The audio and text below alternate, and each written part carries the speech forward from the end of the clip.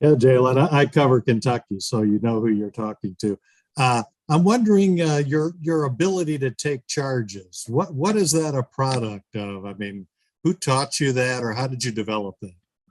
Really, I've just been doing it my whole life. My dad taught it to me at a young age. Was just playing help defense, and I feel like it just came from me always knowing where to be and when to be there. And my dad just teaching me the IQ or IQ around basketball and just helping me with my positioning. And I guess I get lucky with being there when they drive that way. And I think of you as a thinking man's player. What what's that a product of? You know, how much do you play with anticipation? I feel like a lot of my game is just reading the game and processing what's going on throughout the game, and that just comes from me studying film, studying guys' tendencies, studying their plays, what they do when guys are in certain positions, and our coaches also putting us in the right position to make certain plays and giving us the answers to the tests. So I think that's really what just helps me to do that. Thank you. Hutch. Jaylin, I'm curious your thoughts on Oscar Tshiebwe, Kentucky's big man. Kind of what do you make of him so far? I know you're probably just getting into the film. Yeah, he's a really great player.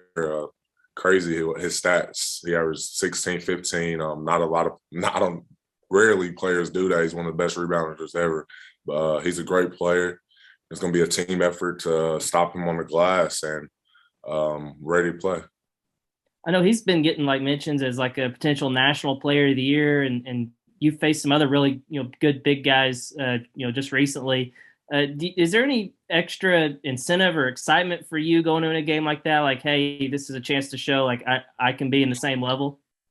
Of course, going in every game, you know who your matchup is, and you want to win your matchup. But every game to me is the biggest game of the year. Like we've been saying the whole year, the game that's ahead of us is the only game that we're looking at. So going into this game, we just want to win, regardless of who's scoring for them, who's scoring for us. Everybody wants to win. So I'm not really looking at this matchup as anything special.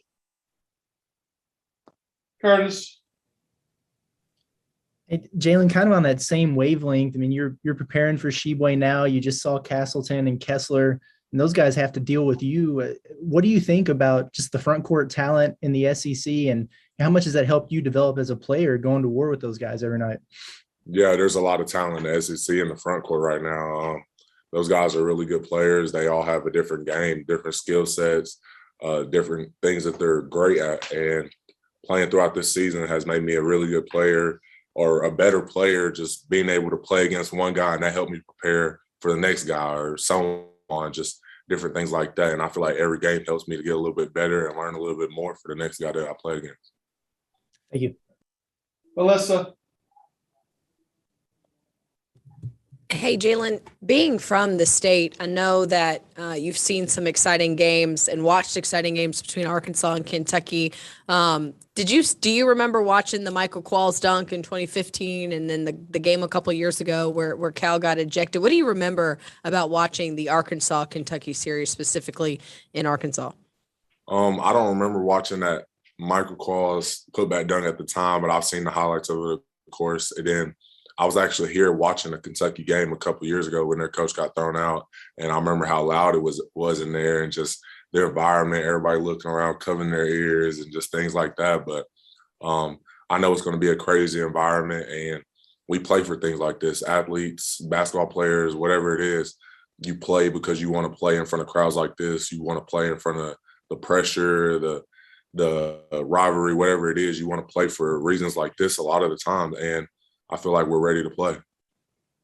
And then I want to ask you about JD quickly. No fouls yesterday, and you always talk about how you love his aggressiveness, but got to stay in the game. So JD not getting any fouls yesterday and being able to play a full game for you guys was huge.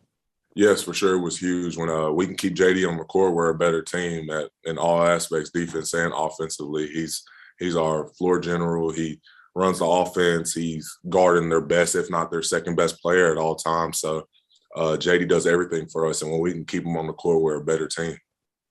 Thanks, man. Kevin. Jaylin, a couple of others have talked about the quality of the big men in the SEC this year, especially at the top. But with your game, not only the double doubles, but everything that you do, there's a great case that you may be the most well-rounded player in the league, best all-around player. But there's some playground flair in some of the stuff you do. There's some guard stuff that I think maybe on the court where your coaches were trying to get you to play a certain way as a bigger guy. Maybe you went to the playground to hone some of your stuff. Am I right about that? Is there some playground flair in some of your creativity and some of the stuff that you're doing on the basketball court?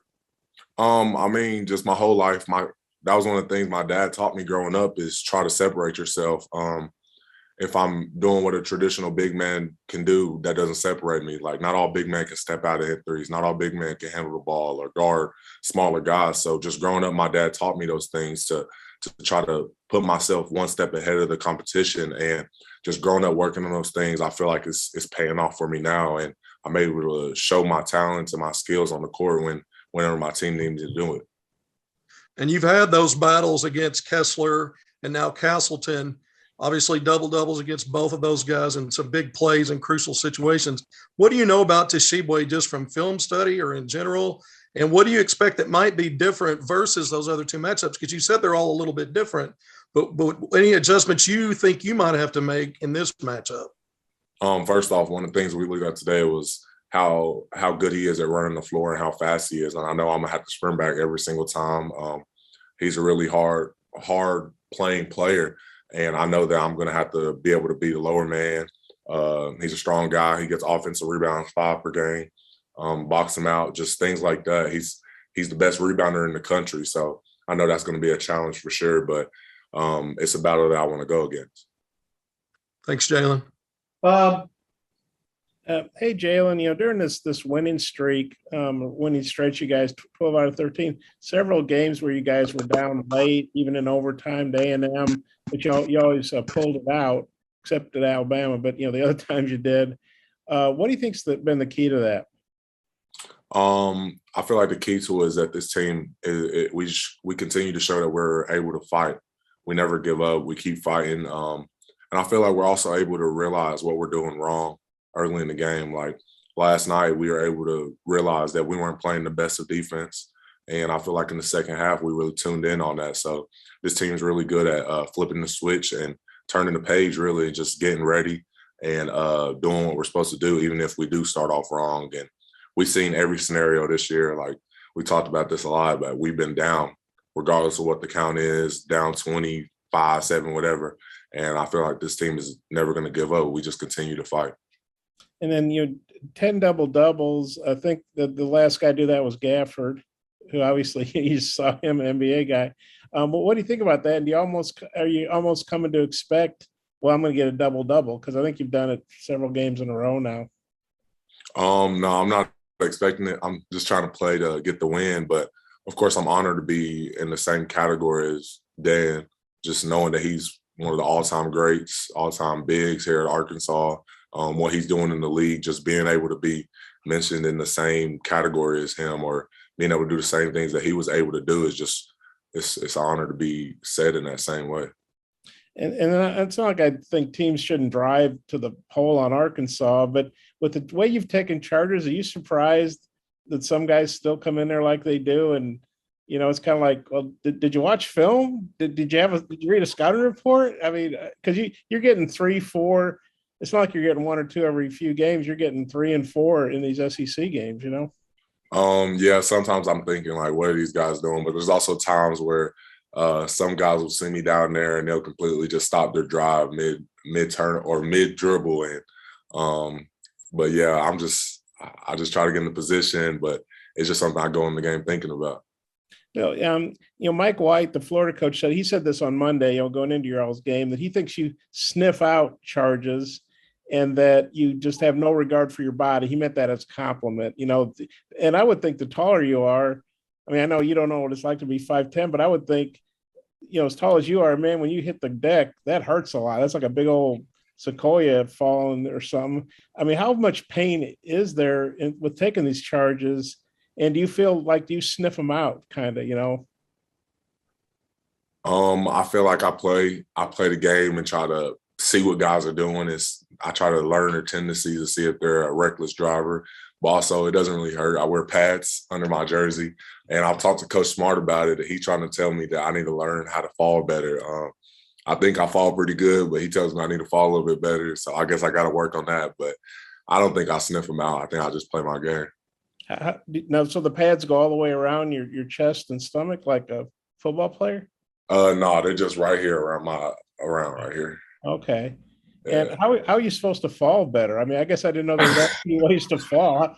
Has Keith demonstrated, or how do you fall better? No, I guess I'm gonna have to talk to him about that today or sometime tomorrow about how to fall better. Okay, thanks.